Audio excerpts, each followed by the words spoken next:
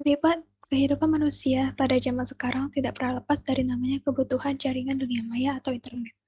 Positifnya, internet dapat mempermudah interaksi dan aktivitas manusia. Negatifnya adalah internet dapat menjadi wadah dari kejahatan daring, salah satunya pelecehan seksual. Pelecehan seksual merupakan salah satu bentuk kekerasan seksual yang terjadi pada siapa saja dan kapan saja. Terutama, seringkali kejahatan ini terjadi pada wanita dan anak-anak. Salah satu bentuk kejahatan daring pelecehan seksual adalah child grooming. Di sini saya Agil Anggini dengan NIM 191503646 dari Sistem Farmasi A akan mempresentasikan hasil individu saya mengenai child grooming.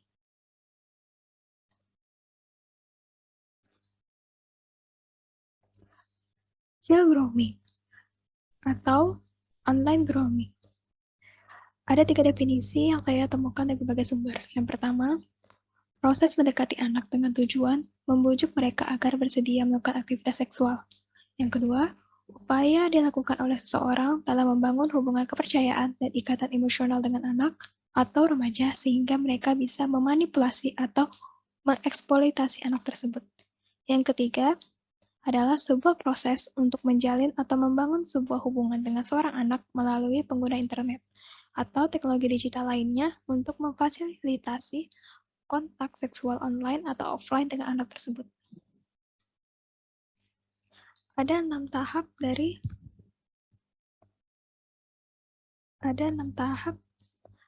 pelaku untuk menjalankan aksinya. Yang pertama, manipulation.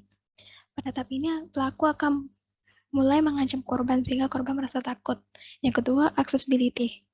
Pelaku dapat berinteraksi dengan korban tanpa harus menggunakan identitas aslinya. Yang ketiga, rapport building. Pada tahapan ini, pelaku akan mulai menyesuaikan dirinya dengan korban sehingga korban merasa nyaman. Yang keempat, sexual content. Di bagian ini, pelaku akan mulai berbicara jorok, merayu korban, bahkan mengatakan hal-hal yang berkaitan dengan pornografi. Yang kelima ada risk assessment, di mana pelaku akan mulai menjaga dirinya dengan mengubah alamat IP-nya agar tidak mudah ditemukan. Yang terakhir ada deception, di mana pelaku akan menyamar menjadi anak muda atau teman sebaya dari korban.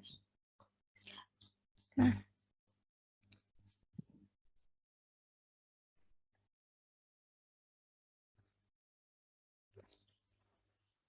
ada 2 contoh studi kasus yang saya temukan di Prolegal News ID. Nah, studi kasus yang pertama merupakan kasus Prasetya Devano. Pengungkapan kasus Prasetya Devano bermula dari laporan dari salah satu orang tua korban pada tanggal 27 Juni 2019. Polisi pun menangkap pelaku di sebuah rumah di kawasan Bekasi.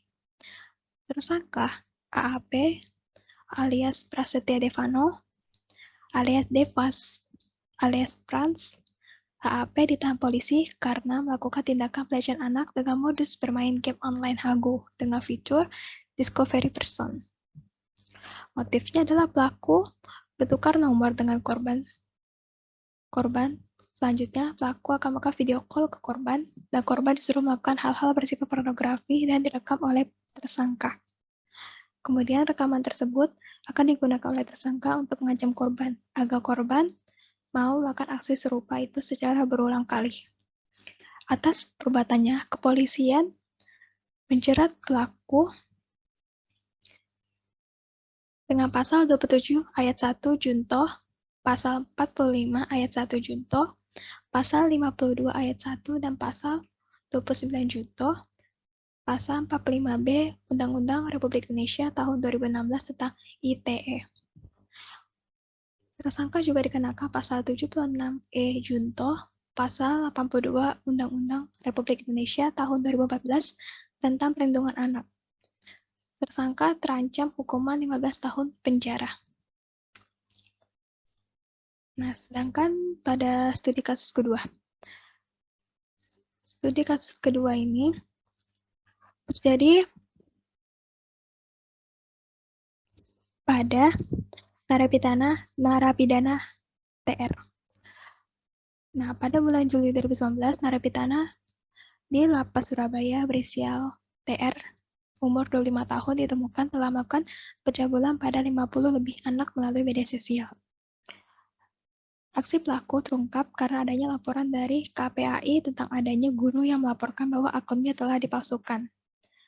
Nah, aksi pelaku dilakukan dari gawai atau smartphone yang telah disembunyikan oleh pelaku ke dalam lapas. Pelaku pertama-tama mengambil foto dari seorang guru dan membuat akun Instagram mengatasnamakan nama guru tersebut. Kemudian pelaku akan mengirim pesan pribadi pada semua murid guru tersebut dan meminta nomor WhatsApp. Setelahnya, pelaku memerintah para korban untuk mengambil foto dan video cabul dari WhatsApp. Hasil dari penelusuran tim Cyber Barreskrim telah ditemukan 1.300 lebih foto dan video cabul dan baru teridentifikasi 50 anak. Atas perbuatannya, pelaku dijerat dengan pasal 82 Undang-Undang Nomor 35 Tahun 2014 tentang Perlindungan Anak, pasal 29 Undang-Undang Nomor 4 Tahun 2008 tentang pornografi, dan pasal 45 Undang-Undang Nomor 19 Tahun 2016 tentang ITE dengan ancaman hukuman 15 tahun penjara dan denda maksimal 5 miliar. Sumber ini ditemukan di jabartribunnews.com.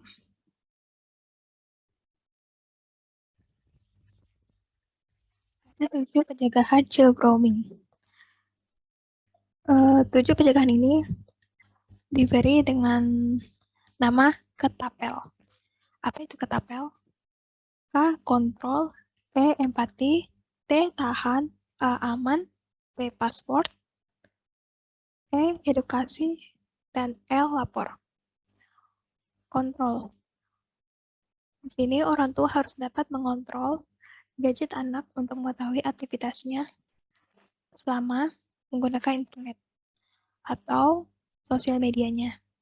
Yang kedua, empati. Orang tua harus meluangkan waktunya untuk mendengarkan keluhan atau rahasia anaknya. Di sini orang tua harus mendekat dengan menumbuhkan kedekatan emosional dengan anaknya. Yang ketiga, tahan. Ketika orang tua mendengarkan cerita pahit dari anaknya, orang tua harus menahan emosinya. Karena bagaimanapun, anaklah yang mengalami peristiwa tersebut. Selanjutnya, aman. Orang tua perlu mengamankan atau menyimpan foto atau video atau tangkapan layar percakapan anak dengan berbagai nomor dan akun asing yang tidak dikenal. Password. Orang tua bisa menggunakan password pada gawai anak atau smartphone anaknya dan nyalakan mode privat pada akun anak. Edukasi. Peran orang tua adalah mengajarkan literasi digital mengenai etika dan bijaksana berinternet kepada anaknya, agar anak tersebut bisa menjaga dirinya selama menggunakan internet. Yang terakhir, lapor. Jika anak telah menjadi korban dari child grooming, orang tua bisa melapor kepada polisi atau kunjungi situs patroli Cyber ID.